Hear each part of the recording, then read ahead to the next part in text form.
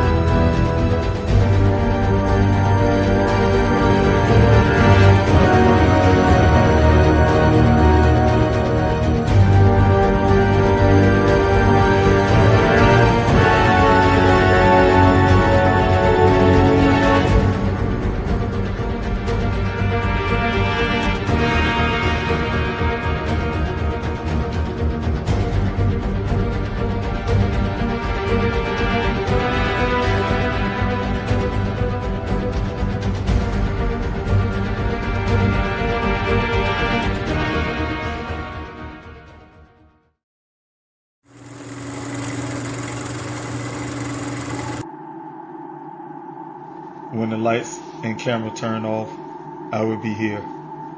When the interest and conversation fade, I will be here. When there's no one around, a father will do anything it takes to be there for his son, to protect his family.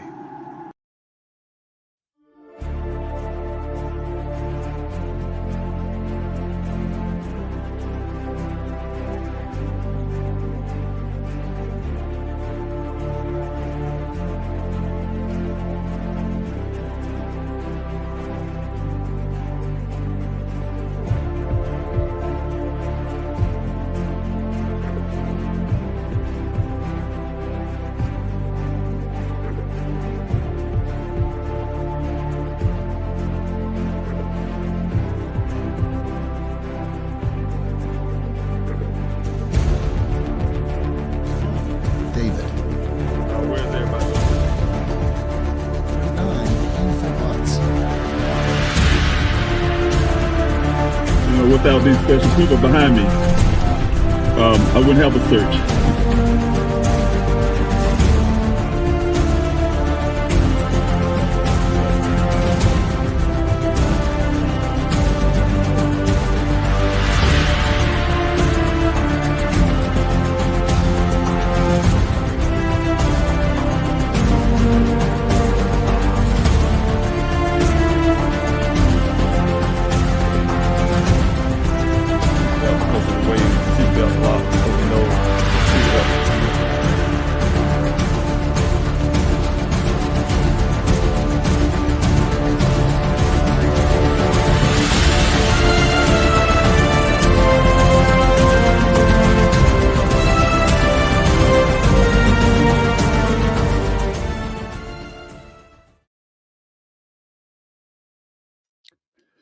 Hello, everyone. Dave Robinson here, the father of missing geologist Daniel Cornelius Robinson. Thank you for being here tonight. I'm trying to get this video correct here. But thanks so much for being here tonight, joining me on this live stream. I'm not going to try to make it quick. I always say that, but then I end up here for 2 hours. But I just want to come on really quick and talk to everyone about what I'm trying to do for the 23rd. I put out on social media asking anyone who was willing to aid me and assist me into putting something together. As you know, I've been spending a lot of time on the campaign trail, working a campaign, and that has been taking a lot of energy, my strength, doing some things, trying to stay on top of that. But I definitely need all the help I can get in trying to put something together because every year. I'm praying that I can find Daniel before that time, before the 23rd. But every year I have some type of event where I want to highlight not just my son's case, but also other families' cases out there, because it is very important to have everyone voice heard. My goal is to try to get as many people as I can voice heard out there, and that's what I ask each and every lesson as well to share a story. It's very important to share a story or not finding someone, because a lot of times families don't have the option or just have the ability to get someone to go out looking for their loved one, or get the news media to put the story on for everyone to be able to hear some information about their missing loved one. So a lot of times we have to rely on people like yourself to share a story. That's why I say it's important. If you can share a story every day, it's only take but like 5 seconds to do so. So if you see a story out there that says someone went missing, please share that story. Like I said, it could mean a bit difference between someone getting found or not. So, but again, going to what I come in here tonight, again, I just want to see if anyone have an opportunity to try to help out as much as you can for this event that I want to try to put together. I haven't even really put the legwork down of what I really want to do, because it's hard. I want to do an in-person event. At the same time, I'm pushing towards a virtual event. And so just trying to make those either one actually happen, because the crunch time is now. We already in June 23rd to get here really quick. And preparation for people who may want to join. I talked to a family today about it, and they were saying they would like to be a part if get ahead of time notice so they can prepare, and that's the point. So not being able to move fast enough will probably end up causing me to make it a virtual event. That's what I'm saying. So if you can help and you have some ideas of what I may be able to do for this event, the phone number is right there below. And I did to listen to my voice right now, and you left a message. I've seen those messages. My intention is to get to it tomorrow. Today I believe it or not, I hit over 900 houses today, getting out flyers and talking to people. But tomorrow I'll hopefully get a little more time where I can actually make these phone calls. So my goal is to try to get the phone calls of people who left messages at the number that you see down here on the screen. Try to get that done by the weekend. And so people come up with great ideas. I had one gentleman came up with a great idea. He talked about a bench and things like that. And that's one thing I was going to do right here on the crime scene, I like to call it. I talked to the owners of the land out there who's willing to let me put some type of monument out there for my son, and something to tribute to him out there, and also missing Americans. So I'm still working on that part, but right now, just wanted to make sure I get an event done for the families out there. I'm hoping I can find my son before then. Even if not, I still want to be able to do something for the families out there.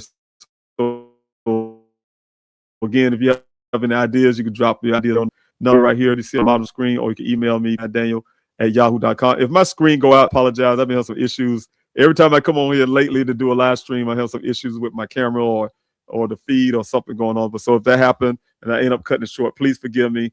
I'm going to try to stay on long as I can. But also, you can visit the website, pleasehelpfinddaniel.com. But again, contact me, like I said, utilize the number you see here, 803-200-7994.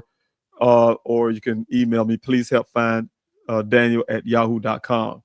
And so if you have any ideas, if you have a way you make it help contribute to me doing an event, that would help out. That would help out tremendously. I have someone on Instagram say, God bless you and your family. Daniel was one of my best friends in college, and I'll always cherish him. I really appreciate that, Steve. Thank you so much for hitting me up on the Instagram side. So I can see those everyone who's on the Instagram side, I can see you, but I'm not able to put you on the screen just yet. Again, I say this all the time. Instagram do not really allow that to happen just yet. I don't know why, but I hope they can change that. But I do want to thank everybody for joining in. I'm going to do a really quick Q&A, and then I'm going to. I just want to get that information out there. My intention is to do an event this month on the 23rd to highlight, Daniel been missing for 5 years. I want to say that it'll be 5 years that Daniel has been missing. Our time went by really fast. For me and my family, it's like day one. Every day is like day one. So it's very painful every day. I had a similar scare with my younger daughter, which took me really hard a couple of days ago, several days ago.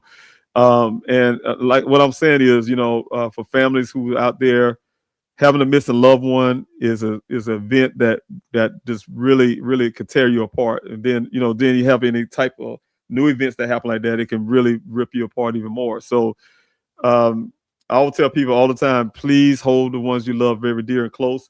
I would never thought in a million years that me and my family would be talking about a missing loved one. And, it hit home. That's how I found out about the information. 600,000 Americans go missing and 3,000 a day, those type things. My son is a part of that statistic. And, it's not easy for any family. I think about the families that have missing loved ones today that had to go through this. But I just want to say, without jumping all over the place, I'm very tired. You probably all could probably tell, but I want to come on here to just kind of clear that up for those who was asking a question, how they can help. Again, please help find Daniel.com. Please help find Daniel at yahoo.com is where you can contact me if you want to email me with some ideas or ways you can help. I think one person asked me, thought I was saying that I was doing a search. No, I'm not doing a search on the 23rd. That would take a lot of capital that I just don't have right now. I would love to get back out there to search areas that really need to be searched again.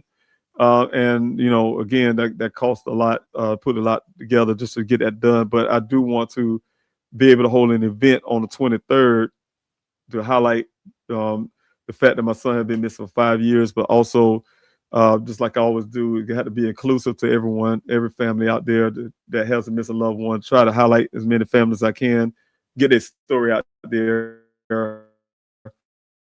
for you all to share. I'm trying my best to bring some resources in there, like I had before, like probably Missing Exploited Children, to Black and Missing Foundation, to some of the others. So Missing American Network, if I can get them. So if you have any ideas, I'll try to see if anyone has something on Instagram. Thank you everyone that joining on Instagram, though. I can see you up there. But if you have an idea, please hit me up on that. Now I want to jump in the comment section because I want to do a really quick Q&A. I mean, this is going to be really quick. So I just want to take a few questions for anybody who just have a question about Daniel's case, something I can answer. And for those who probably haven't heard of Daniel's case and probably curious of what's going on and want to know about this vehicle, the clothes that was found 3 feet away from the vehicle, things like that. Whatever question you may have, I can answer those. If you're on Instagram, I can see your questions up there as well. But I'm going to put some here on the screen. And if you do have a question, the way I identify it in the comment section, if you have put the word question there before you ask your question, then I can identify as it comes down, or a question mark, like a capital letter Q, question mark, before you ask the question. That way, when I the comment section, I should identify that specific question. That I end up, coming down too fast and then won't be able to see your question and miss your question. All right. I just want to say, Justin, thanks so much for being here. Marie, thanks so much for being here. Tiffany, thanks so much for being here. Matter of fact, let me put you on the screen real quick. I think I have a Grizzly here. Thank you so much for your prayers, Justin. Also, Thank you for you must be a Grizzly. So you say from Grizzly True Crime. Let's find Daniel. Thanks so much. I would love when the Grizzlies be here. And I really, if you go back to Grizzly True Crime, talk to Gizla, tell her, say hello. I am going here to send her a message. I haven't talked to her in a little while. But also, Tiffany, thanks so much for being here. We are hoping and praying Daniel's found soon. I think of your family often. You deserve answers and closures. Thanks so much. I really appreciate that. Paula, thanks so much for being here. Please let us know we can find a link to the GoFundMe account to help with the search for your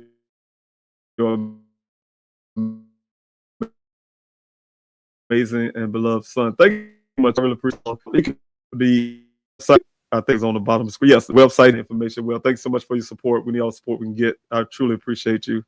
Also, thank you, Shay. I never forget Daniel. Thanks so much.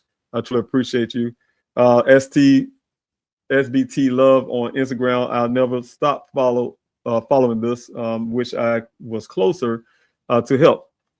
And you can help. I tell everyone, I'm going to share this as well. I'm going to share. Please help find Daniel website for y'all. Since you asked that question or made a comment, you can go to the website and there's ways that you can help. Now I can tell you all, like I said, running for U.S. Congress takes a lot of my time. When I say a lot, it takes a whole lot. And I have noticed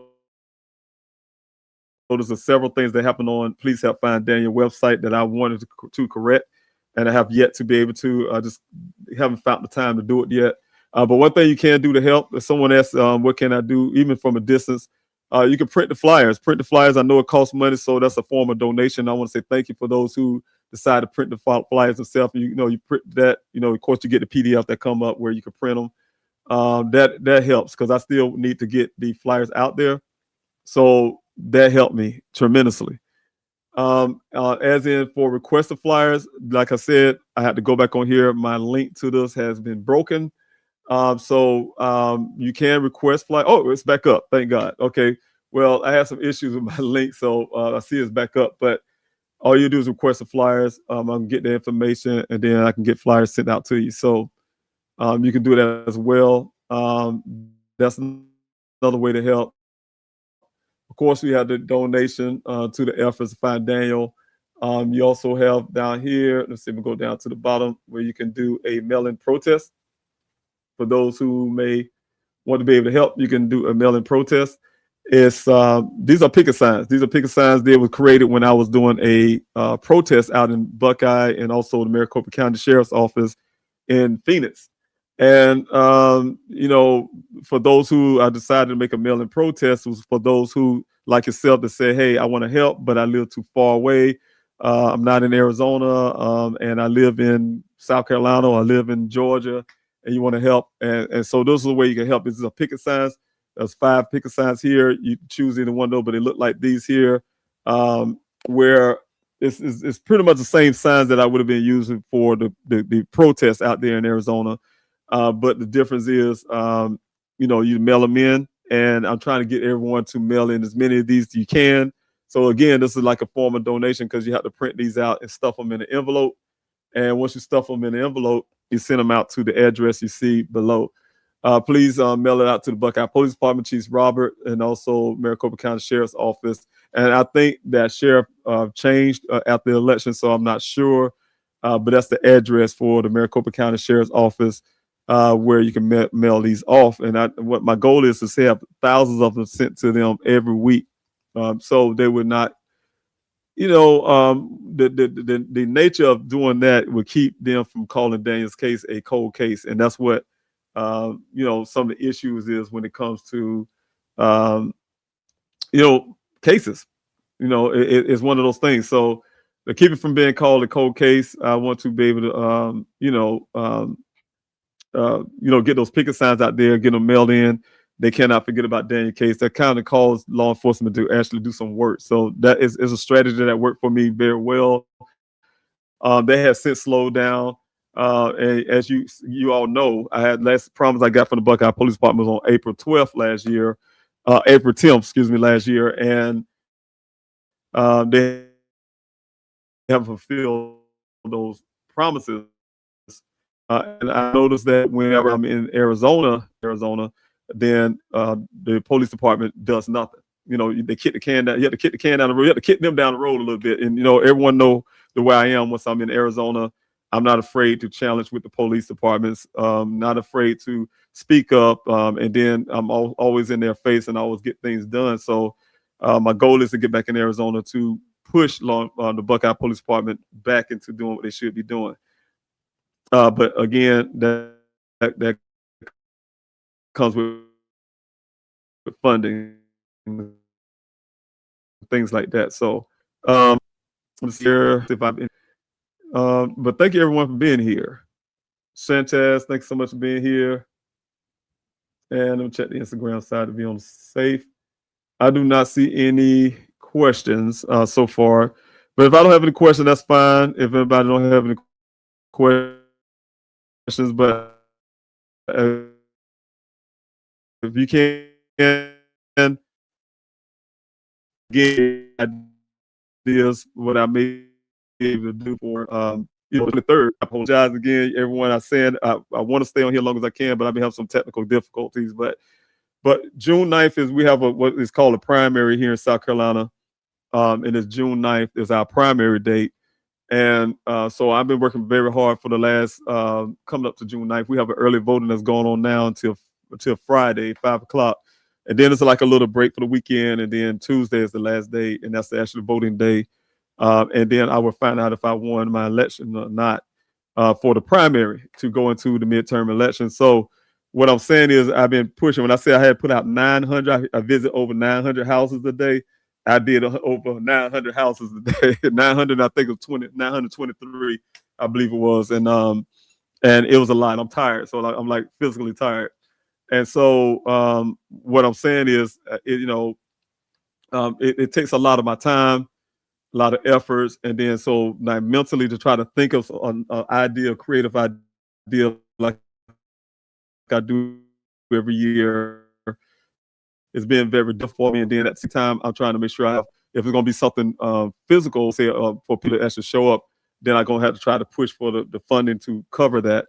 If not, I'm trying to do a virtual and still be creative to bring in some resources for the families to not just, hey, can you come on this virtual or you come to this event?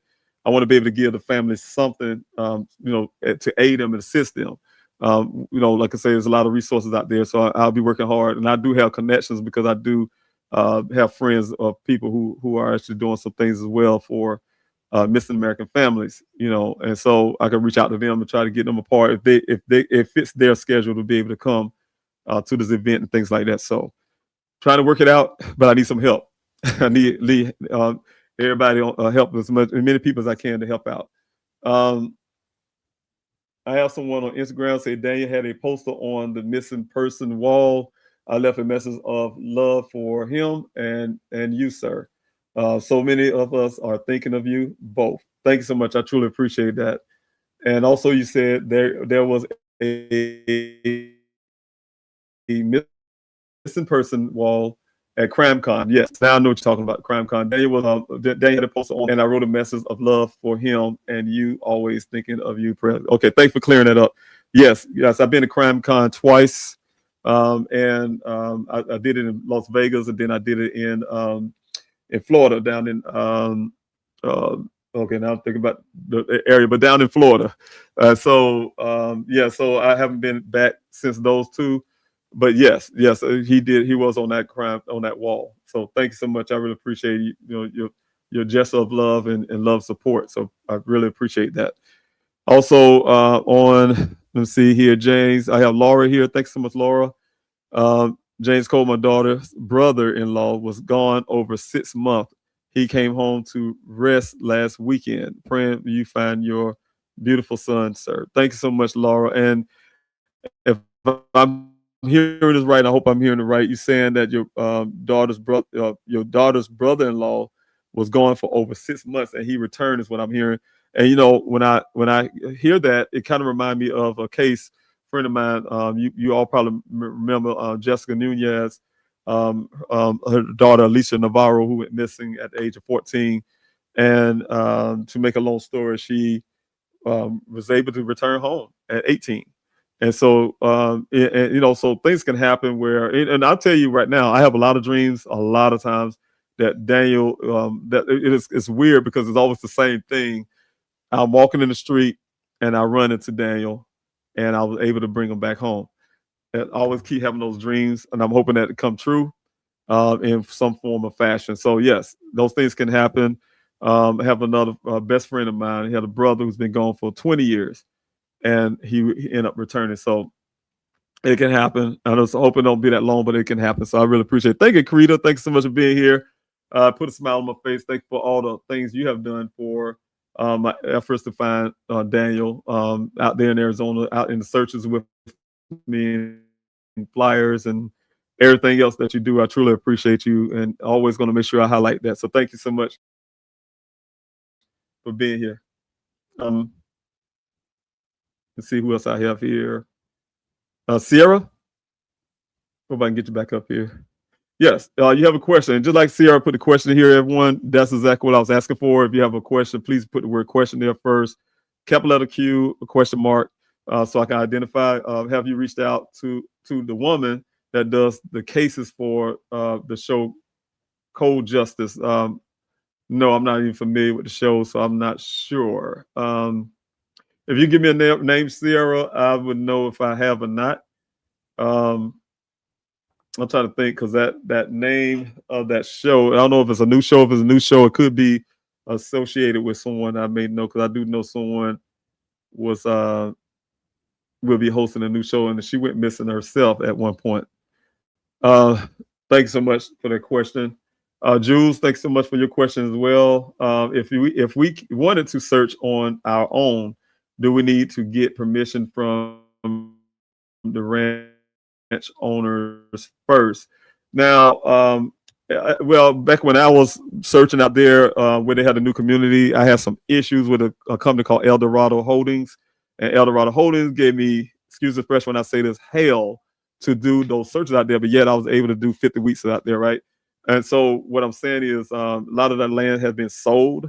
Some of the ranchers really didn't have a real big issue with it, ranchers, but those owners of that smart city they're trying to put out there had some issues. But once they broke ground, they did give me an opportunity to go search that little area about 3-4 times before they actually broke ground. And so I would say it will probably be better if you did. I'm not going to tell anybody, no, you don't need to go ask permission. It's just that I have, after the length of time I was out there, I formed some relationship with the owners who outside of that smart city. So just like I was saying earlier, they allow me to put something permanent at this place here where the vehicle's found if I want to.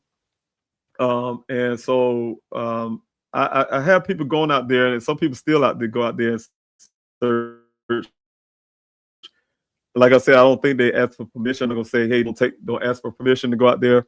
But I just know that some people still go out there, and I have some friends of mine who's constantly, when I'm here in South Carolina, still going out every once in a while. They can go out there to search for Daniel or see what they can find, or if they can find any. And one thing we're looking for when we was out there is the prospect mines. There's a lot of them out there. So if you are going out there, Jules, that's some of the things you have to be careful for is to look out for those type of mines. There's a lot of vertical mines that go straight down into the ground. And one of the concerns was because a lot of prospect mines has not been marked or even found. Because that whole area out there used to be a gold rush. Area, and there's still gold out there. But those mines been left behind. A lot of them left behind. They may be covered a little bit, and then you fall down in it. So do be careful out there. And that's the only thing I can say. I really wouldn't suggest to say, hey, just go out there without asking. But for me, when I do the searches, I make sure that everyone is safe. We utilize drones to go ahead of us. I go out there before the search, and in the area that I want searched, we kind of sweep through those areas first for things. What I'm just saying, the unsafe things that can happen out there in the desert. So just be careful if you do. You can go out there. I think no one can really stop you. that's from my from when I'm learning from experience when I've been out there. But asking for permission, I can't tell you not to. No, that's one thing for sure. But I do know one or two of the ranchers that live out there, where they own the land out there. So, but be careful if you do go out there. I have a comment. Unsolved Couple Pod. Thanks so much for being here on Instagram side. Say we handed out his flyers at our at our booth, at CrimeCon. We are hoping that he will be found ASAP. Thanks so much for doing that. I truly appreciate it. Yes, definitely. Sometimes people ask me why I keep wanting flyers sent out there after all this time. Because, first of all, United States is a great big place, right? And I remember being in Arizona, and I did all those weeks of desert searches, and I was, it's kind of funny because I always highlight, everyone is always talking about how many searches Mr. Robinson and the team and everyone and the volunteers did out there in the desert, and we up to 50 weeks, right? But we never mentioned the city search and the city flyer distribution. People don't know that once I leave the desert that morning, and usually we finish around 1 o'clock at the latest, I had to rush back to Phoenix. I had to turn in equipment. I had to be like Superman, turn in equipment, get back to my place, take a quick shower, jump in my regular car, and then meet everyone down behind the Walgreens. And many people know what that is.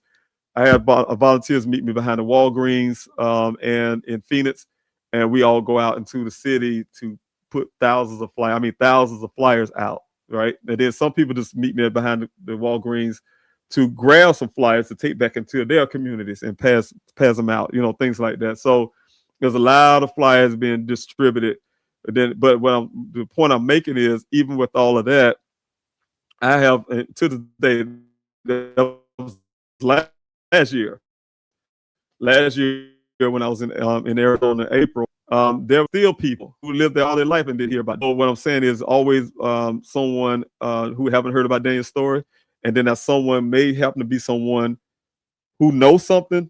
Then when they get that wind of or a flyer or something that jog their memory, and they see Daniel's face or something about his vehicle or whatever the case may be, they go look up some things. Then it jog their memory, and then they can give me a new lead. Because one of the things I'm looking for right now is a new lead. Other part is if people get the flyers out there in Little Whiskey, Georgia, or in Columbia, South Carolina, give a flyer out, and someone who was in Arizona at the time moved to South Carolina, or moved to another place, they get that flyer again. That's still going to jog some type of memory. Or if we don't, I'm hoping. I'd rather hope this than what I'm doing out in the desert looking for remains of Daniel. If Daniel's out there somewhere, the flyer can identify him. Somebody say, "Oh, I seen him here, or I seen him there." So, and also it helped me with resources, because more people know about Daniel case. A lot of times people donate, they join in the search, or they'll help out. Like I'm asking right now for this event, for instance, I have people who will actually start helping out. So it always constantly keep me fresh with people who want to help out in my efforts to find Daniel, and also my advocacy efforts for everything else.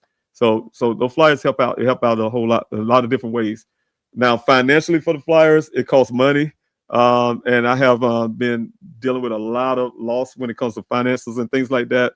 So that's why I'm asking everyone, if you have ways you can help me put this event together, meaning that you come up with a new idea and things like that, that helps. Same thing with me trying to eventually get back out there in the desert to do some more searching and some of those things, and also be able to get more flyers out, because it costs flyers. And if you can print those flyers out, if you can, because that help me financially as well. Like I said, it's a form of donation. I really thank everybody who can do that, because I know how much it costs to. And I did this one time on this video, on this live stream, show you how much it costs just to print these flyers, and it's very expensive over time. So it helps out, in a lot of ways you can help. Let's see if I have a question here. Let's see. Oh yeah, I have one right here, Laura. Thanks so much for your question. What is your main goal for the event awareness? Thank you for your answer, sir. Yes. Well, and that's the main goal. You're right. The main goal for me, my family and I, we're not selfish people. we are hurt, and I'm devastated what's happening to my son. I'm still fighting for it, as you guys know. I mean, I am. I wrote a bill that's right now running in South Carolina. I wrote a bill that I was taking to U.S. Congress. I have a version of the same bill for Arizona and also Louisiana. So what I'm saying is, when I say a bill, it's something to help law enforcement and family. So those things are important to me, and definitely finding my son is the number one thing that I have to do. You know what I'm saying? My son comes first, right? At the same time, you know, with the tragedy of my son missing, I'm also there to help other families as much as I can. I wish I could take more dedication and more time like I used to be able to help, and more events and things like that, and try to type awareness and push hard on Daniel Rawson Foundation to get it off the ground like it should, and doing the things I really wanted to do. But trying to do all these things at one time, you know, it's been very difficult. But what I'm trying to do for this event here is what I always have been doing for every time I have events, is to talk about Daniel's disappearance. But like I said, we're not a selfish family. I want to be able to get as many families at this event so they can be able to speak, talk about their loved one, give us information, how we can help find their loved ones, what they may need. A lot of these families do need donation. They need help. They need some kind of way to be able to get their story out there or get flyers, you know, all these things. So this event to help other families to highlight their case and bring their cases forward as much as I can. I don't have a really big, huge platform like I used to, but whatever I got, I want to be able to utilize that to get someone's story out there. That's important to me. And I think we all should be doing that, doing some type of way to help another family, because again, like I said, Laura, you know, that's why you hear me when I start off this video, this live stream, I say when the lights and camera go off, I would be there for my son. That means when the news media go away, because, you know, with Dan's story, it took me 3 months to get his story highlighted on a national stage. I worked very hard for that. And it took also the unfortunate incident, you all know, of Gabby Petito, that actually pushed it to another level because of the white woman syndrome they was talking about at the time. And so you know, what I'm saying is a lot of families don't even get the opportunity to even have their story out there like that, right? Like we was fortunate to get Daniel's story out there on a national level. What I'm saying is those cameras go away to the news media. I got friends. I have friends at CNN, to Dateline, to News Nation, you know, you name it. And the story old to them. It's an old story, but not to me. You know, here it is going on 5 years, but it's like day one for me, you know, for the families. It's day one. So what I'm saying is the news media, they'll hold a story for a while when it's bringing a lot of attention and it's, you know, get them on the ratings and things like that. But once they get old, they look for something new, look for something different, look for something different. So you start losing that. So when the cameras and lights go off, you know, I'll still be there for my son, still continue to fight for him. So again, that's what we're doing for everyone, and that's my goal, is to try to do it for everyone, because the news media is only going to hold it for a certain length of time, but you guys can keep sharing and sharing and sharing, and that could be a bit difference between someone being found. So that's what I say it's important for us to all collectively share someone's story. We see any missing American story, share it. You know, it don't take but 5 seconds to do it. Just share it, share the story, and someone that's on your timeline might see the story. It's almost like passing out those flyers. They might say something and get something done. So that's important. Let's see who else I got here. Dragonfly, thanks so much. Dragonfly Lady, thanks so much for your question.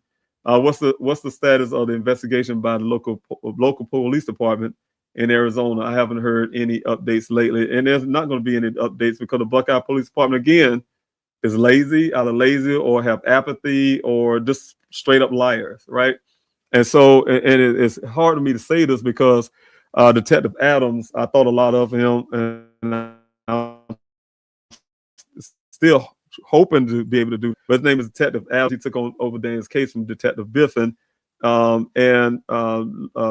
before last, I happened to call for a status in 2024. I called up for a status to my son's case, and they haven't even gave me the courtesy to let me know that Detective Biffin either quit or got fired. I don't know what happened to him, but he was no longer on Dan's case, and Dan's case was just sitting there. And we have a new detective on his case, right, from the Buckeye Police Department.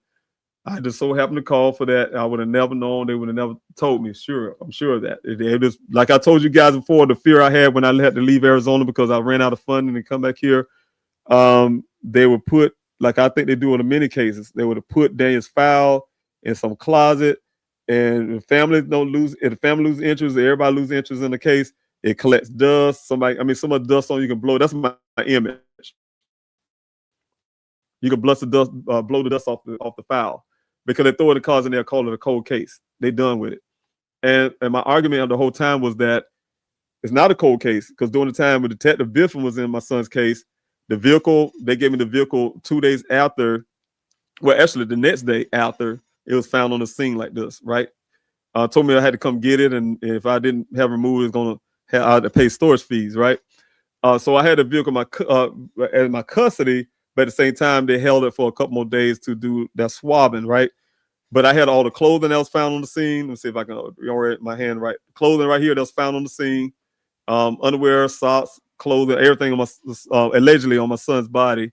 They put all that in evidence bags, but the bags was marked for safekeeping, meaning that they believe even with a head injury, Daniel's going to come back with butt naked and walking in the desert with a head injury. He's coming back for his things. It wasn't marked for evidence. It was marked for safekeeping. The cell phone, all his personal effects, everything. I had possession of all of it. And I spent a couple of years of storage fees, paying money. I had to come back here to South Carolina, still paying bills in Arizona at the time, until recently, until last year. And so what I'm saying is all those things was in my custody. And I was arguing the whole time for the last 2 years prior, that if they do the forensics work properly, they do the forensic work on that vehicle properly, on the clothing items, I mean, you name it, those result in new leads, right? But they're refusing to find new leads. They haven't even so much as do a comparison of the swabbing they got inside that vehicle, or the steel wheel, shifter, and door handle. And so, being that they haven't done that, that would generate new leads.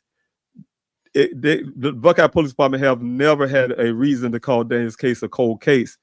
It's only cold because they don't want to do the work. And see, when I'm not in Arizona, they don't have nobody there to push them to do the work, and they won't do it. So that's the issue that I don't have right now, especially with everything going on. It's actually being present in Arizona as much as I really want to get into their face and actually make them do the work. So that's where we land at right now. You asked about that status. We have the status of the Buckeye Police Department's inaction on the case, and I have to get back into that language of things when I get a break. Once I get past this primary election I got here in South Carolina, I may have like at least a month to be able to. I was hoping I can get a vacation. Everybody know I was talking about the vacation every time I get on. Last time I had a vacation was before COVID, and so I was hoping to have some type of vacation, but that might have to end up being something like what I'm talking about, to get in the law enforcement face to get them to move forward with forensics. Let's see here. I don't have no questions on Instagram. Yes, I don't have any more there. Let's see if I have some here. Thank you, everybody. Tammy, Sanchez, thanks so much for being here. I really appreciate everyone who's actually out here to help. And yes, I do have friends of mine. If you said Black and Missing Ink, is that Black and Missing found? Yes. The friends of mine, and I definitely, the Missing Foundation helped me out there in that desert. When I say no one else, I'm talking about plenty of volunteers, hundreds of volunteers every week out there in that desert with me. The issue I had is a lot of people would come to me on social media and say, hey, look out for, you need to reach out. I think it's called something with a purpose, Vengeance with a Purpose, or something to that, or Texas Echo Search and things like that. And I reached out to every last one of these people, and not one of them helped, right? And so when I say not one of them helped, they literally did not help. I did reach out to them, but the Black and Missing Foundation not only helped, they provided some funding for my searches. They sent out some drones. I needed some specialized drone, but they sent some drones out there from a drone professional. Came out there to do some work on one of my searches, and also again, and they have been helping by getting Daniel's story out there. I mean, you name it. Right now, I even did some filming with them early part of this year in DC. So what I'm saying is the Black Community Foundation have always been a champion when it comes to helping me with Daniel's case. So Derek and Natalie, they know I have much love for them and what they do. So, but yes, they definitely helped out. If that's who you're speaking of, I believe that's all right. And I want to say Black American Network. I cannot forget about them too. Missing American Network, if y'all know anything about Missing American Network, they're not but they're foundation too. They're 501c3 too. And when I got back here to South Carolina, the Missing American Network helped me with my last event. If y'all remember, I had an event last year at the state capitol here in South Carolina at our state house. And that was very much supported by the Missing American Network, who supplied a lot of flashlights and candles and, there's a lot of stuff. And so I want to say thank you to them. And not only that, the Missing American Network had also flew me out to Arizona for a butterfly event. We had a butterfly event. You probably remember that. So I don't want to forget them. They've been very much friends of mine to really help everything, so I really appreciate them for what they have done as well. So you need to check them out as well. Missing American Network. Let me see. Oh, and the Petito family. Not so much as the foundation, but everybody know that Joseph and I are friends. Their family is friends as well. But when I say they participated in some events and things like that, I had even Joseph came out to my last search last year in April. So I want to say my hats off to the Petito family as well. And they know I got much love for them. All right, let's see. I think that's it, everyone. I don't see any more. Well, I'll take that back.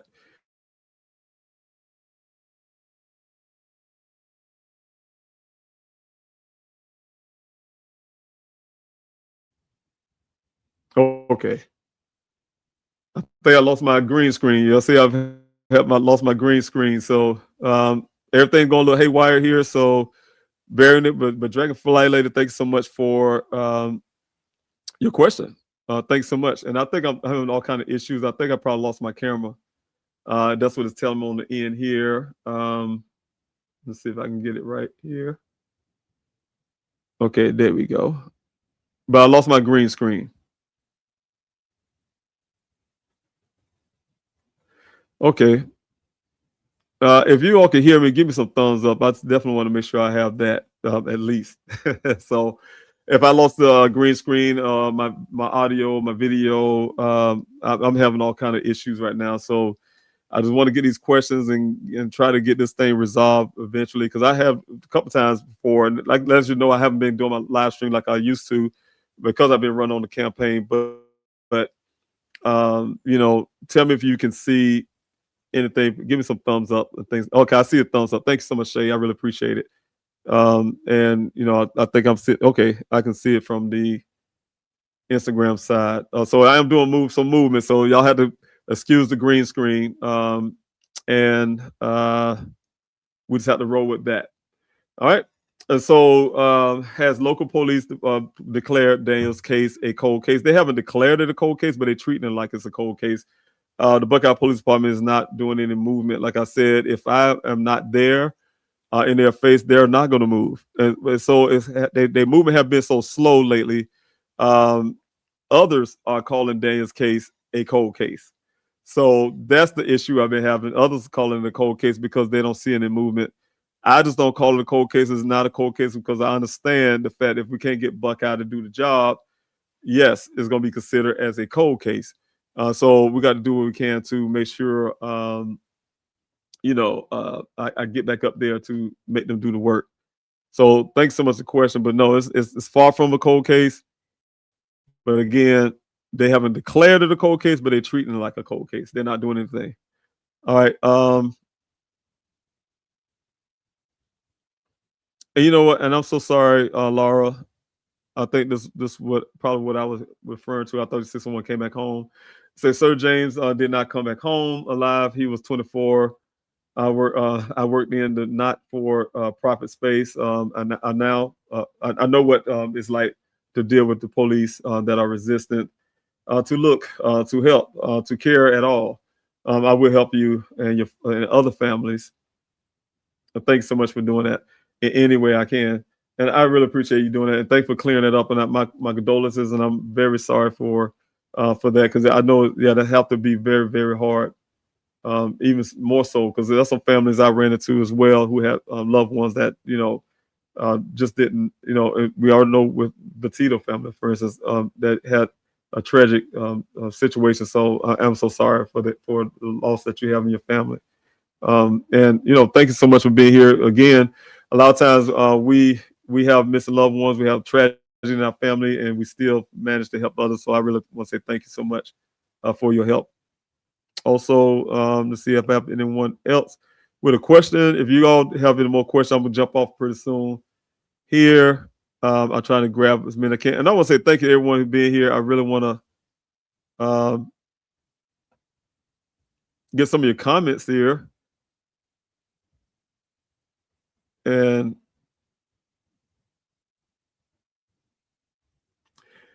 yeah, and see, you say I'm not sure if you have contacted these folks, but they are very reputable. Texas EquiSearch and Search and Recovery. Yes, I reached out to Texas EquiSearch. That's who I was speaking of. His name was Dave Rader or something. I think if I remember his name correct.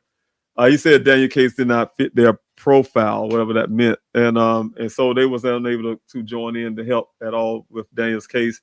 But to his credit, they sent me to another nonprofit who specialized in drones, and I did reach out to them. I can't remember their name exactly, but they said it was going to come out. And then the day of my search, and I was reliant on them showing there because there's one of the organizations like Texas EquiSearch that asked law enforcement,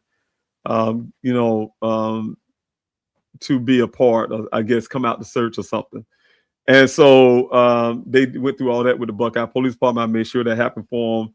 But then the day of the search, like I said, I was really reliant on my search was based on some of the drone stuff they can do provide.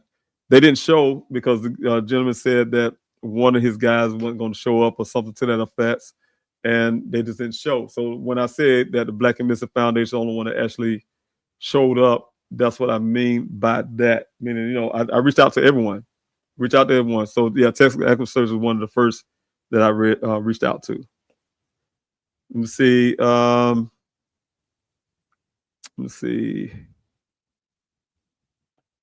All right. Am Zodiac Cancer. Thanks so much. You say you have a question. I see the word question there. Why haven't them two females when Daniel stayed the night at the house with no spoken with not spoken to you yet one-on-one? It's been too long to stay quiet. I sometimes go back and forth with the way I handle these two young ladies, because Daniel himself, Daniel told me personally before he went missing. I talked to my son 2 days prior, and he personally told me about the two women.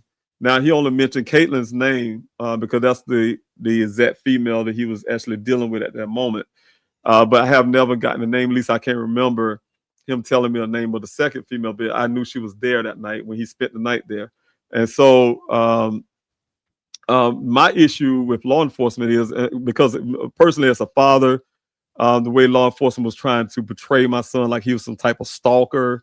And then they allowed her, and then the media ran off with it. And I have spent a lot of time defending my son's character. He's a brilliant scientist. He's not a stalker, those type things. He's not sad and depressed. Like they're trying to paint my son in all kind of pictures. And I usually it's sad to say, and I want to put it in a different way, but it's factual. A lot of times it depends on who the person is that's actually the victim. They'll turn that victim and they dig into that victim to find any kind of criminal or some type of something to kind of sensationalize the case instead of saying, hey, my son is straight the victim, right? Because Caitlin's never been a victim. And so when I was dealing with that, the only issue I had at the time is Caitlin's age. I think she was close to my son, I think a year older than Daniel at the time.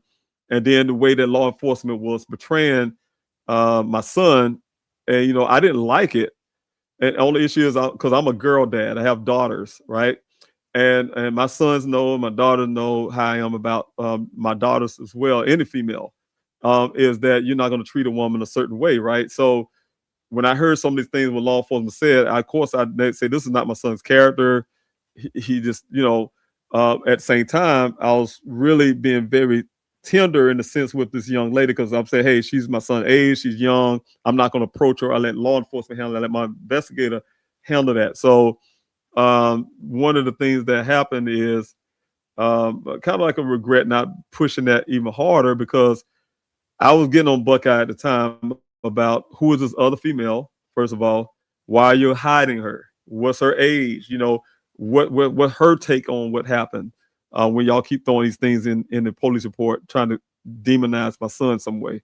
Why are y'all letting this woman put up her own text messages when it don't match the phone record? Those things like that. So I was wanting to know who this other woman was as well, and we still don't know. Some reason they have always and still hiding. You don't even hear her in the report. You know that she exists in the report, but they're hiding this other female. They find hiding who she is, her identity for whatever reason. They're protecting her. We even have, from my investigation, suspicions that this other female, or even Caitlin, has some relations with Chief Hall and some of the other ones in the past. We're trying to tie those things together, but we kind of been not having the investigative end on that, running to those roadblocks. So again, they was hiding for whatever reason, and so so that's the thing.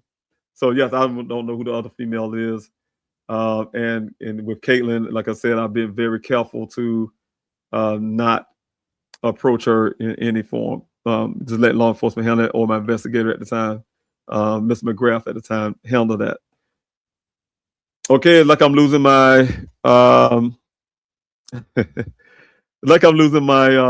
movement. I see I'm still moving on Instagram, and if I do that, I'm have to probably cut this thing off short, everyone. So I will end up apologizing.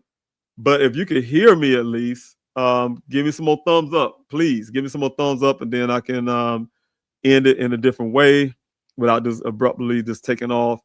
I have some issues again. You see the green screen. I'm frozen on the Instagram screen. I'm frozen on the other Instagram screen, I believe.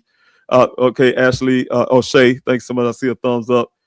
Dragonfly, I see a thumbs up. Thank you so much for letting me know you at least can hear me. I think I'm frozen on the screen, but at least you can hear me. I don't know if you can see me moving, but I know on the Instagram side there, I'm seeing freeze up.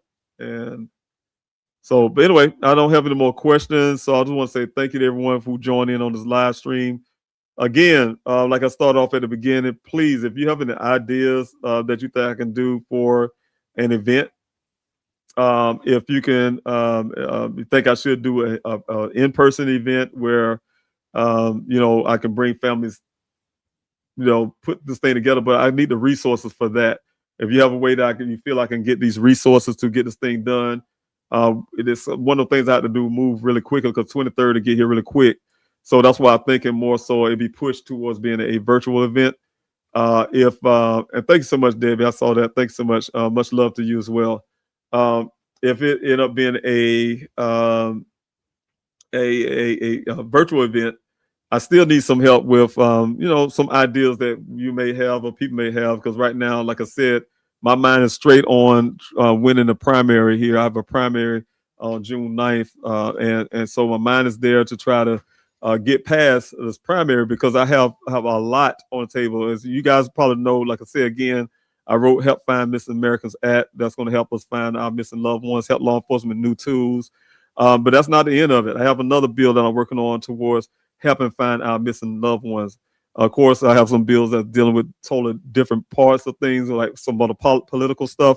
But actually, I'm doing the work of things that I carried on from that desert out there, from Arizona, from constantly really trying to advocate and find ways to help our American citizens. So again, I just need your help. I need your brain power, you could say.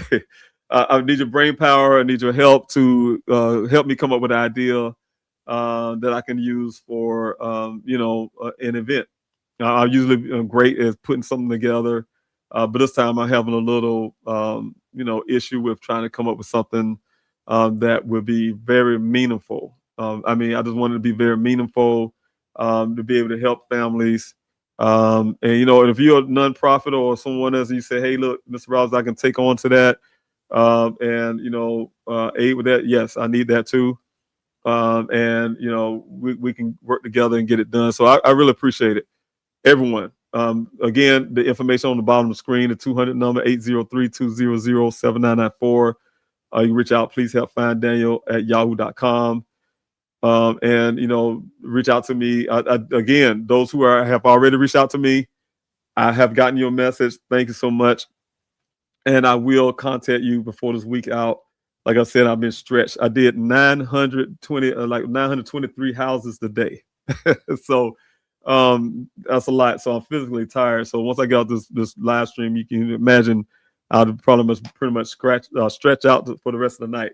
So, but I we'll jump on really quick. So before this week is over with, to see if anybody can, come up with some ideas and try to explain a little bit what I meant when I put the post up the other day. Because like I said, some people's thinking I was saying, "Hey, I'm going out to the desert and do a search," and it's not a search that's scheduled right now. So though I would love to go ahead and get the search done out there as well, but it's nothing scheduled right now. Again, thank you, everybody. I really appreciate it. You say I think of you. Okay, I think you should contact Ashley Banfield. Oh yes, Ashley. Yes, Ashley. She does a lot. Yes, with Drop Dead's series on YouTube, and ask her to do a show about Daniel's disappearance. She could really get the word out. Yes, she did so much work for me. Matter of fact, she helped me out. She donated as well. I really appreciate her. Yeah, because she had me on the show quite a bit in 2022 and 2023. I've been on the show quite a bit. Very, very, very wonderful lady.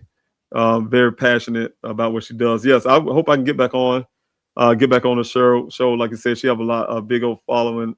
She definitely actually cares about people. So when I say that Ashley cares, I actually found people like Robert Dean from Dateline. I'm trying to think some other. Some will say, I'm not gonna say their name, but Sarah Seidner, for instance, she's I think she's still with CNN. I'm trying to name the people who actually to this date or during the Christmas holidays or whatever, right? And y'all don't know behind the scenes, these people actually, like Ashley Banfield, for instance, would actually say, see your text message, say, "Happy holidays," or "I'm thinking about you," or something, do something. And so that's why I say I really appreciate these people that actually do that. I know they have a big schedule, and I know they're very busy. But yeah, they'll take the time out to say something, like she did, donated to the GoFundMe. So again, yes, she's a wonderful person, Ashley. Yes, very, very, very. Let me see here. All right, I think that's it, everyone. I don't see any more questions. Okay.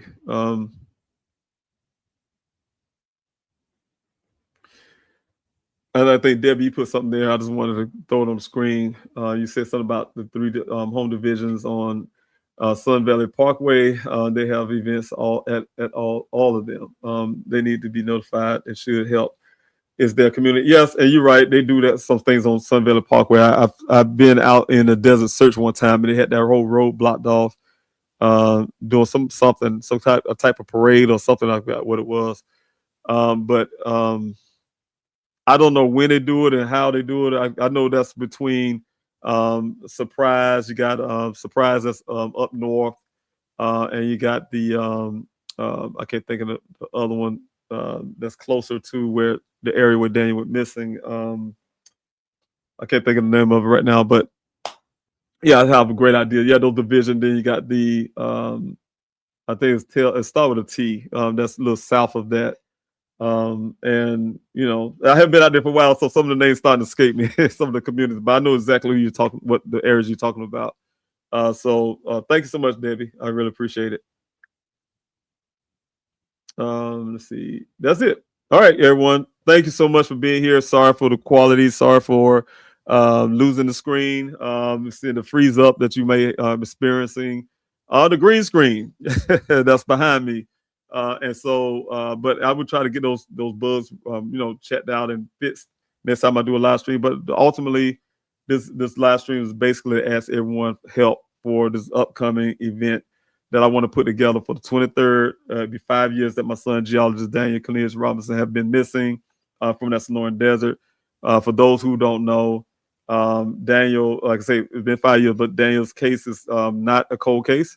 It's something I'm keep pushing. Again, I think the biggest point would be once I get past this primary and be able to get back to Arizona and get into Detective Adams' face and Chief Sanders and whoever the sheriff department of Maricopa County is. I really think once I get my boots back on the ground out there, you will see what I'm talking. Everyone will see what I'm saying. Where this is not a far from a cold case. It's just that neglect from the Buckeye Police Department. I'm going to keep saying it over and over again. The Buckeye Police Department, because I had law enforcement officers and also departments behind the scenes asked me to be specific when I'm talking about law enforcement, because I'll have a habit of saying, "Oh, law enforcement ain't doing this and law enforcement not doing that." There's a lot of good police departments. Like, for instance, we have one here in Richland County, right here in South Carolina. His name is Sheriff Leon Lott here in Columbia, South Carolina. For those who don't know, very great police department, very great sheriff department with his leadership. Right, so there's some good ones out there. What I'm saying is, I had to be specific when I say that, and I'm talking specifically about the Buckeye Police Department history of corruption, the history of people who falsified crime statistics and things like that. So, and in history with Daniel case of not moving at all until I kick him down the road. So those kind of things I had to keep, like you said, Sanchez, I had to keep on pushing, keep on kicking, and keep on pushing them ahead. And that's the way I'm able to do it when I get back in Arizona to be able to get them to move to the next level. The ultimate goal, of course, is still to get the FBI involved in Daniel's case. And I've been pushing for that.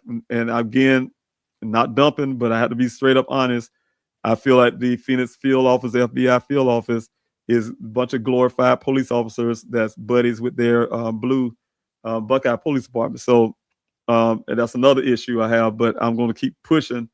I'm not going to let off the gas. And so if I need you guys to keep backing me on these things, because as long as we're showing interest in Daniel's case, it cannot be pushed off. It just, hey, it's one of those cases in the wind. So I really appreciate everyone who have been, again, like you have been doing, Shay, the hashtags, hashtag Daniel Robinson, geologist Daniel Robinson, those type things. Yeah, it helped out a lot. So thank you, Shay, for bringing that back up again. We need to put that back, start doing that again.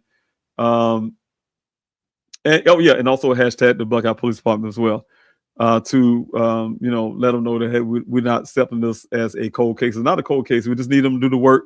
I have a friend of mine. She have a sister named Kaya that we're missing.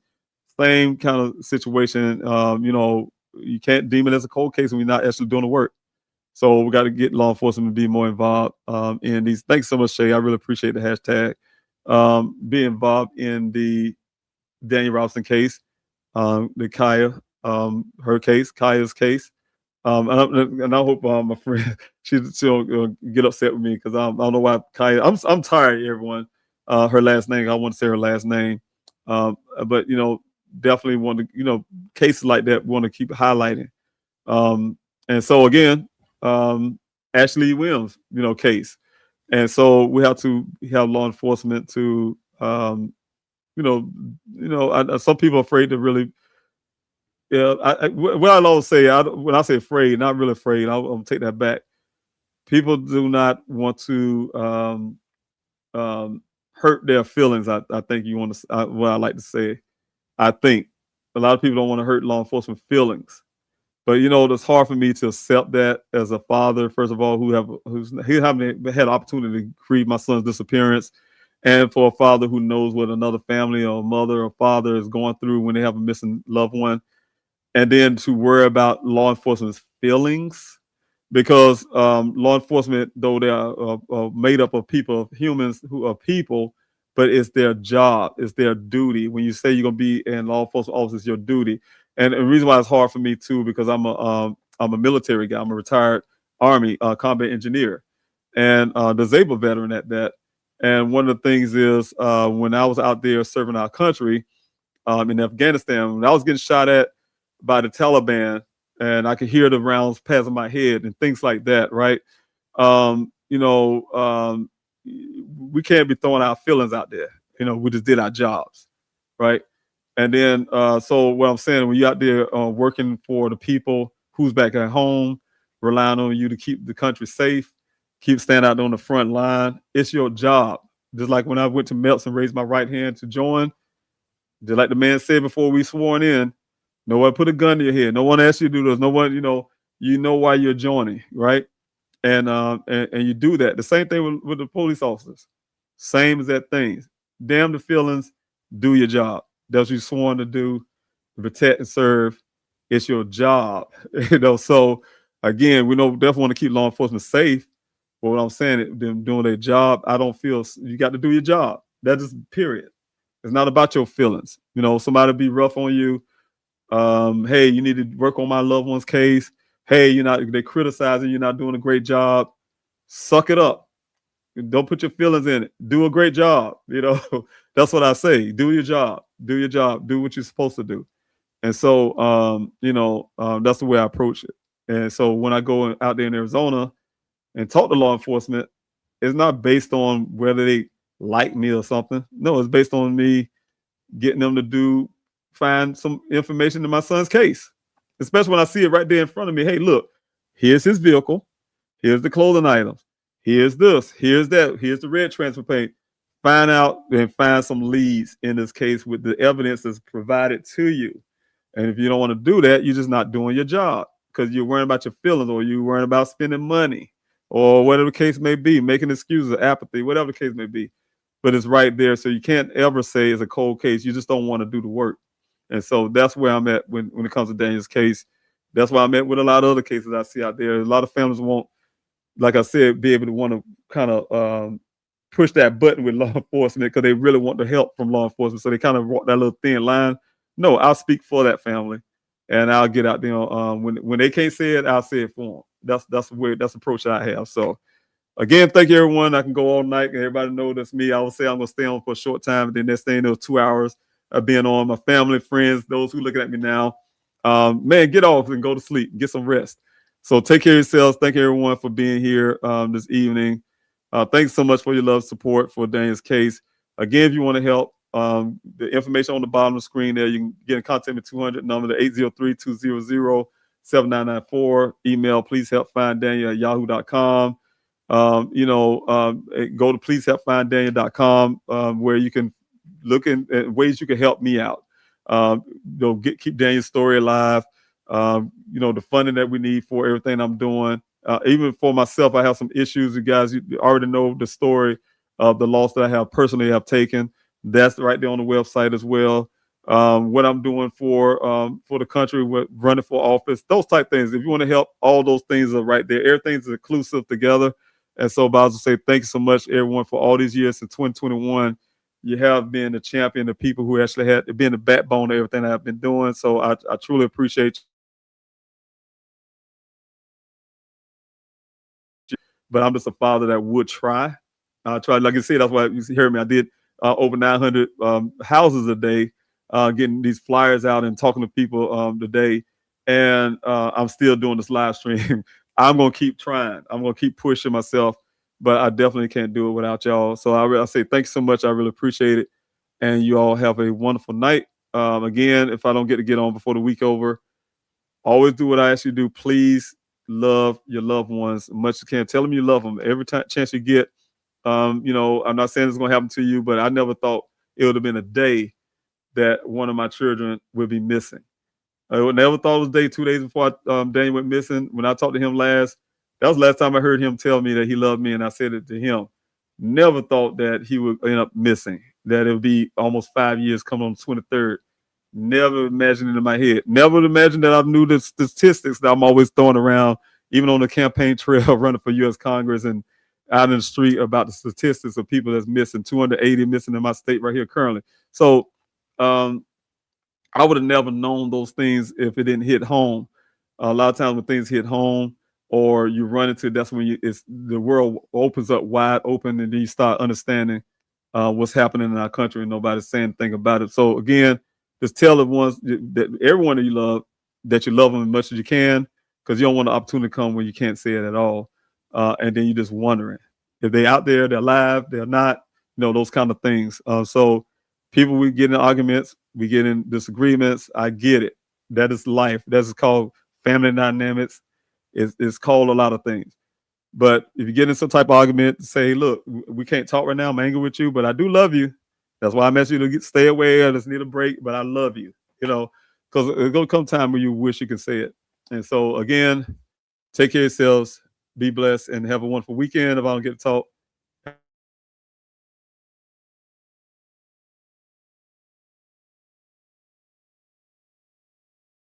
Event that I would like to have. So, again, take care of yourself, and see if I can get this screen back right so we can end the night. So thanks so much. God bless you all, and take care of yourself, and I'll talk to you soon.